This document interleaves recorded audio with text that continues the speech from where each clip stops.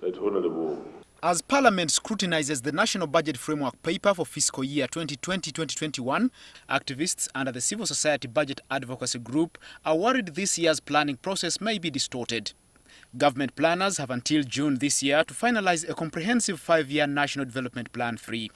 NPM must account to us as to why they have failed to produce the third National Development Plan in a time. Secondly is Parliament. Parliament must demand a National Development Plan 3. We must demand for it.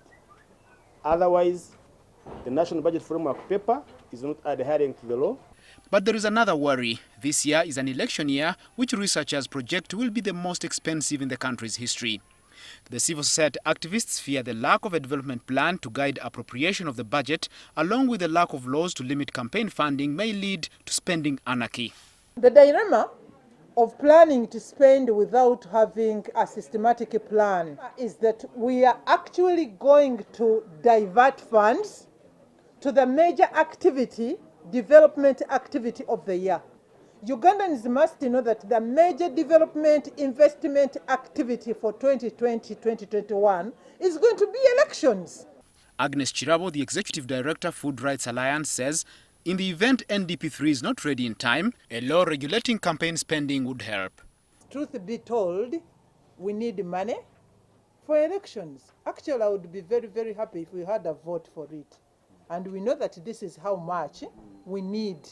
And therefore, we just don't see these dramatic cuts from social sectors, the sectors of the people, and they are playing around. It is my prayer that before Parliament concludes the discussion, we should negotiate a vote, and then we know that this is how much money we have put in our budget, and this is how we are going to spend on our elections. Otherwise, if that one is not done, I think I'm at liberty to say that spending without a plan in an election year is a deliberate plan. The 2020-2021 Budget Framework Paper suggests cuts across sectors, with infrastructure and debt interest payment given first priority. The health sector budget has been reduced by over 1 trillion. The fact that the numbers are increasing, everything is increasing, and we see this budget cut, which clearly will affect the well-being of the population, we think there must be a revision. Where is the budget for disease and pest control? Because the communities all what they want to see, that they are not under quarantine permanent and pensionable, but the problem is being addressed. Local governments interface with citizens on a daily basis. It's where service delivery takes place. But we continue to spend only 3.5%. Uganda may be tempted to borrow more because there's a lot of space for borrowing. And the other concern is that Uganda's debt will continue to rise because Uganda is borrowing in foreign currencies.